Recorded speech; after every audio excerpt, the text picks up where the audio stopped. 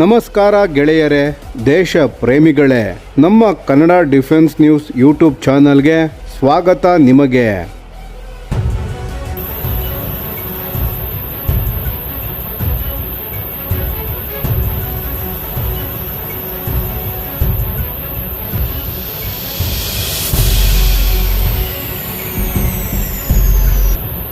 ಭಾರತೀಯ ವಾಯುಪಡೆಯ ಭವಿಷ್ಯದ ಯುದ್ಧ ಸಾಮರ್ಥ್ಯವನ್ನು ಸಂಪೂರ್ಣವಾಗಿ ಹೊಸ ಮಟ್ಟಕ್ಕೆ ತೆಗೆದುಕೊಂಡು ಹೋಗುವ ಮಹತ್ವಾಕಾಂಕ್ಷಿ ಯೋಜನೆ ಈಗ ವೇಗ ಪಡೆಯುತ್ತಿದೆ.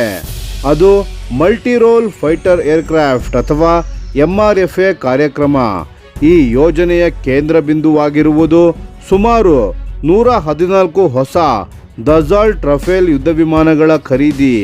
ಅಂದಾಜು ಮೌಲ್ಯ ಸುಮಾರು 3.25 ಲಕ್ಷ ಕೋಟಿ ರೂಪಾಯಿಗಳು. ಏಷ್ಯಾದಲ್ಲೇ ಅತ್ಯಂತ ದೊಡ್ಡ ಮತ್ತು ತಂತ್ರಾತ್ಮಕ ಮಹತ್ವ ಹೊಂದಿರುವ ವಾಯುಪಡೆಯ ಆಧುನೀಕರಣ ಯೋಜನೆಗಳಲ್ಲಿ ಇದನ್ನು ಒಂದು ಎಂದು ಪರಿಗಣಿಸಲಾಗುತ್ತಿದೆ. ಆದರೆ ಈ ಬಾರಿ ಭಾರತ ಕೇವಲ ಹೊಸ ರಫೇಲ್ ಜೆಟ್ ವಿಮಾನಗಳನ್ನು ಪಡೆಯಲು ಮಾತ್ರ ಮುಂದಾಗಿಲ್ಲ. ಮುಂದಿನ ತಲೆಮಾರಿನ ವಾಯು ಯುದ್ಧದಲ್ಲಿ ಸಂಪೂರ್ಣ ಮೇಲ್ಗೈ ಸಾಧಿಸುವ ಸಾಮರ್ಥ್ಯವನ್ನು ಸೇರಿಸಿಕೊಳ್ಳಲು ಪ್ರಯತ್ನಿಸುತ್ತಿದೆ. ಇಂದಿನ ಯುದ್ಧಗಳಲ್ಲಿ ಅತ್ಯಂತ ನಿರ್ಣಾಯಕ ಪಾತ್ರ ವಹಿಸುವುದು ಬಿಯಾಂಡ್ ವಿಜುವಲ್ ರೇಂಜ್ ಅಥವಾ BVR ಕಾಂಬ್ಯಾಟ್, ಅಂದರೆ ಕಣ್ಣಿಗೆ ಕಾಣದಷ್ಟು ದೂರದಲ್ಲಿರುವ ಶತ್ರು ವಿಮಾನಗಳನ್ನು ಪತ್ತೆ ಹಚ್ಚಿ ಹೊಡೆದುರುಳಿಸುವ ಸಾಮರ್ಥ್ಯ. ಇಲ್ಲಿ ಅತ್ಯಂತ ಪ್ರಮುಖ ಪಾತ್ರ ವಹಿಸುವುದು MBDA ನಿರ್ಮಿಸಿರುವ ಮೀಟಿಯರ್ ಕ್ಷಿಪಣಿ. ಮೀಟಿಯರ್ ಇಂದು ವಿಶ್ವದಲ್ಲೇ ಅತ್ಯಾಧುನಿಕ ಮತ್ತು ಅತ್ಯಂತ ಅಪಾಯಕಾರಿ BVR ಏರ್ ಟು ಏರ್ ಮಿಸೈಲ್ಗಳಲ್ಲಿ ಒಂದಾಗಿ ಪರಿಗಣಿಸಲಾಗಿದೆ. ಸಾಮಾನ್ಯ ಕ್ಷಿಪಣಿಗಳಂತೆ ಇದು ಕೇವಲ ರಾಕೆಟ್ ಮೋಟಾರ್ ಇಂಜಿನ್ನ ಮೇಲೆ ಕಾರ್ಯನಿರ್ವಹಿಸುವುದಿಲ್ಲ. ಇದರೊಳಗೆ ಅತ್ಯಾಧುನಿಕ ಸಾಲಿಡ್ ಫ್ಯೂಯಲ್ಡ್ ಥ್ರೋಟಲೆಬಲ್ ರಾಮ್ಜೆಟ್ ಇಂಜಿನ್ ಅನ್ನು ಅಳವಡಿಸಲಾಗಿದೆ. ಇದರಿಂದಾಗಿ ಮೀಟಿಯರ್ ಮ್ಯಾಕ್ 4ಕ್ಕಿಂತ ಹೆಚ್ಚು ವೇಗ ತಲುಪುವುದಷ್ಟೇ ಅಲ್ಲ, ಗುರಿಯ ಅಂತಿಮ ಹಂತದವರೆಗೂ ತನ್ನ ಶಕ್ತಿಯನ್ನು ಉಳಿಸಿಕೊಂಡಿರುತ್ತದೆ. ಇದರ ಪರಿಣಾಮವಾಗಿ ಶತ್ರು ವಿಮಾನಗಳು ತಪ್ಪಿಸಿಕೊಳ್ಳುವ ಅವಕಾಶ ಅತ್ಯಂತ ಕಡಿಮೆಯಾಗುತ್ತದೆ. ಇದನ್ನೇ ನೋ ಎಸ್ಕೇಪ್ ಝೋನ್ ಎಂದು ಕರೆಯಲಾಗುತ್ತದೆ. ಅಂದಾಜಿನ ಪ್ರಕಾರ ಈ ಕ್ಷಿಪಣಿ ಸುಮಾರು 100 ಕಿಲೋಮೀಟರ್ ದೂರವನ್ನು ಕೇವಲ ಸುಮಾರು 90 ಸೆಕೆಂಡ್ಗಳಲ್ಲಿ ಕವರ್ ಮಾಡಬಲ್ಲದು. ಆದರೆ ಈಗ ಭಾರತ ಸಾಮಾನ್ಯ ಮೀಟಿಯರ್ ಕ್ಷಿಪಣಿಯಲ್ಲೇ ನಿಲ್ಲಲು ಸಾಧ್ಯವಾಗಿಲ್ಲ. ಮೀಟಿಯರ್ MRFA ಮಾತುಕತೆಗಳಲ್ಲಿ ಭಾರತೀಯ ವಾಯುಪಡೆ ಮೀಟಿಯರ್ ಕಾರ್ಯಕ್ರಮದ ಮಿಡ್ ಲೈಫ್ ಆಕ್ಟಿವಿಟೀಸ್ ಅಥವಾ MLA ಮೂಲಕ ಬರುತ್ತಿರುವ ಹೊಸ ತಾಂತ್ರಿಕ ಸುಧಾರಣೆಗಳನ್ನು ಸೇರಿಸಿಕೊಳ್ಳಲು ಪ್ರಯತ್ನಿಸುತ್ತಿದೆ. ಈ ಅಪ್ಗ್ರೇಡ್ ಯಶಸ್ವಿಯಾದರೆ ಭಾರತದ ಮುಂದಿನ ರಫೇಲ್ ಪಡೆಗೆ ಪ್ರಾದೇಶಿಕ ಮಟ್ಟದಲ್ಲಿ ಅತ್ಯಂತ ದೊಡ್ಡ ತಾಂತ್ರಿಕ ಮುನ್ನಡೆ ಸಿಗಬಹುದು. ಈ ಅಪ್ಗ್ರೇಡ್ನ ಅತ್ಯಂತ ಪ್ರಮುಖ ಭಾಗವೆಂದರೆ ಸಂಪೂರ್ಣ ಹೊಸ ಡೇಟಾ ಲಿಂಕ್ ಸಿಸ್ಟಮ್. ಈ ಯೋಜನೆಯಲ್ಲಿ ಸ್ಪೇನ್ ದೇಶದ ರಕ್ಷಣಾ ತಂತ್ರಜ್ಞಾನದ ಕಂಪನಿಯಾದ ಇಂದ್ರಾ ಮಹತ್ವದ ಪಾತ್ರ ವಹಿಸುತ್ತಿದೆ. ಸುಮಾರು 25 ವರ್ಷಗಳಿಂದ ಮೀಟಿಯರ್ ಅಭಿವೃದ್ಧಿಯಲ್ಲಿ ಭಾಗಿಯಾಗಿರುವ ಇಂದ್ರಾ ಕಂಪನಿ ಕ್ಷಿಪಣಿಯ ಸುಮಾರು 20% ಎಲೆಕ್ಟ್ರಾನಿಕ್ ವ್ಯವಸ್ಥೆಗಳನ್ನು ತಯಾರಿಸುತ್ತದೆ.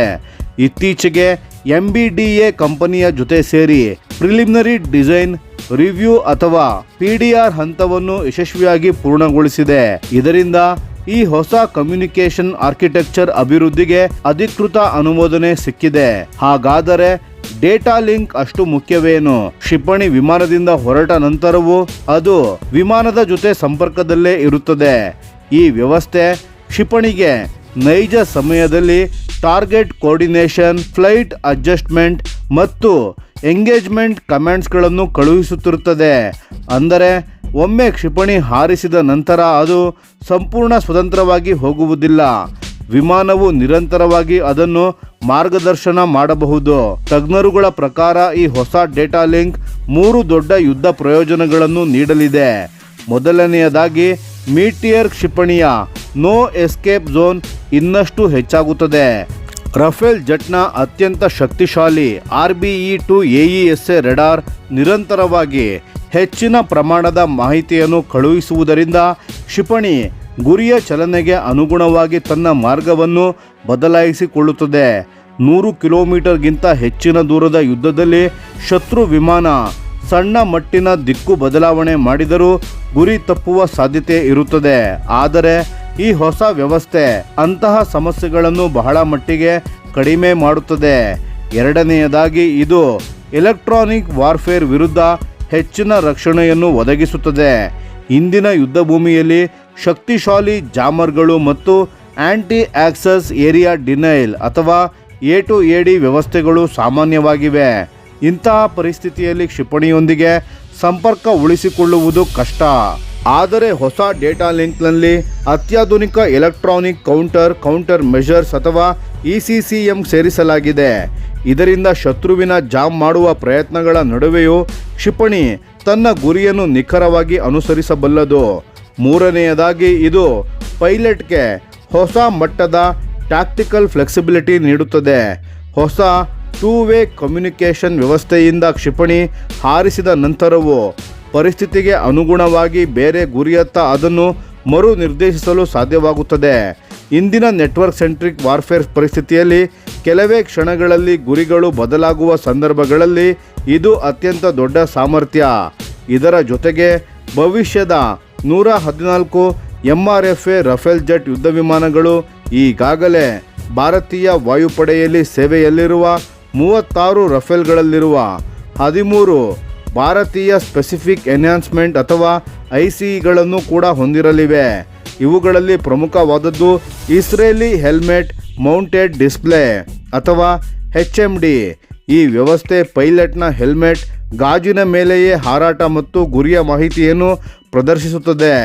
ಪೈಲಟ್ ಕೇವಲ ತಲೆ ತಿರುಗಿಸಿದ ದಿಕ್ಕಿನಲ್ಲಿರುವ ಗುರಿಯನ್ನು ಲಾಕ್ ಮಾಡಬಹುದು. ಮೀಟಿಯರ್ ಮತ್ತು ಮೀಕಾ ತರಹದ ಕ್ಷಿಪಣಿಗಳೊಂದಿಗೆ ಇದು ಯುದ್ಧದ ಸಮಯದಲ್ಲಿ ಪ್ರತಿಕ್ರಿಯೆ ಸಮಯವನ್ನು ಬಹಳಷ್ಟು ಕಡಿಮೆ ಮಾಡುತ್ತದೆ. ಇನ್ನೊಂದು ಪ್ರಮುಖ ಬದಲಾವಣೆ ಎಂದರೆ ಭಾರತದ ಭೌಗೋಳಿಕ ಪರಿಸ್ಥಿತಿಗೆ ಹೊಂದುವ ಇಂಜಿನ್ ಕೋಲ್ಡ್ ಸ್ಟಾರ್ಟ್ ಸಿಸ್ಟಮ್. ಇದರ ಮೂಲಕ ಲೇಹ್ ತರಹದ ಎತ್ತರದ ಮತ್ತು ಅತಿ ಶೀತ ವಾಯುನೆಲೆಗಳಿಂದಲೂ ರಫೇಲ್ ವೇಗವಾಗಿ ಕಾರ್ಯಾರಂಭ ಮಾಡಬಹುದು. ಕೊನೆಯದಾಗಿ ಎಲೆಕ್ಟ್ರಾನಿಕ್ ವಾರ್ಫೇರ್ ಸಾಮರ್ಥ್ಯಕ್ಕೂ ಹೆಚ್ಚಿನ ಆದ್ಯತೆ ನೀಡಲಾಗಿದೆ. ಭಾರತೀಯ ರಫೇಲ್ ಜೆಟ್ಗಳಲ್ಲಿರುವ ಸ್ಪೆಕ್ಟ್ರಾ ಎಲೆಕ್ಟ್ರಾನಿಕ್ ವಾರ್ಫೇರ್ ಸೂಟ್ ಅನ್ನು ವಿಶೇಷವಾಗಿ ಪರಿಷ್ಕರಿಸಲಾಗಿದೆ. ಇದರಲ್ಲಿ ರೆಡಾರ್ ವಾರ್ನಿಂಗ್ ರಿಸೀವರ್ ಮತ್ತು ಜಾಮರ್ ಮಾಡ್ಯೂಲ್ಗಳನ್ನು ಚೀನಾ ದೇಶದ PLAAF ಹಾಗೂ ಪಾಕಿಸ್ತಾನ ವಾಯುಪಡೆಯ ಬಳಕೆಯಲ್ಲಿರುವ ರೆಡಾರ್ ವ್ಯವಸ್ಥೆಗಳನ್ನು ಪತ್ತೆ ಹಚ್ಚಲು, ಅಡ್ಡಿಪಡಿಸಲು ಮತ್ತು ತಪ್ಪಿಸಿಕೊಳ್ಳಲು ವಿಶೇಷವಾಗಿ ಹೊಂದಿಸಲಾಗಿದೆ. ಒಟ್ಟಾರೆ ನೋಡಿದರೆ ಭಾರತ ಈಗ ಕೇವಲ ಹೊಸ ಯುದ್ಧ ವಿಮಾನಗಳ ಖರೀದಿಸುವ ಹಂತದಲ್ಲಿಲ್ಲ. ಮುಂದಿನ ಹಲವು ದಶಕಗಳ ವಾಯು ಯುದ್ಧಗಳಲ್ಲಿ ತಾಂತ್ರಿಕ ಮೇಲುಗೈ ಸಾಧಿಸುವಂತಹ ಸಂಪೂರ್ಣ ಯುದ್ಧ ಪರಿಸರವನ್ನು ನಿರ್ಮಿಸುವ ದಿಕ್ಕಿನಲ್ಲಿ ಸಾಗುತ್ತಿದೆ. ಸ್ನೇಹಿತರೆ, ಹಾಗಾದರೆ ನಿಮಗೆ ಏನನಿಸುತ್ತದೆ? ಈ ಹೊಸ ಮೀಟಿಯರ್ ಅಪ್ಗ್ರೇಡ್ ಮತ್ತು MRFA ಯೋಜನೆ ಭಾರತೀಯ ವಾಯುಪಡೆಯ ಶಕ್ತಿಯನ್ನು ಎಷ್ಟರ ಮಟ್ಟಿಗೆ ಹೆಚ್ಚಿಸಬಹುದು? ನಿಮ್ಮ ಅಭಿಪ್ರಾಯವನ್ನು ದಯವಿಟ್ಟು ಕಾಮೆಂಟ್ನಲ್ಲಿ ತಿಳಿಸಿ. ಧನ್ಯವಾದಗಳು.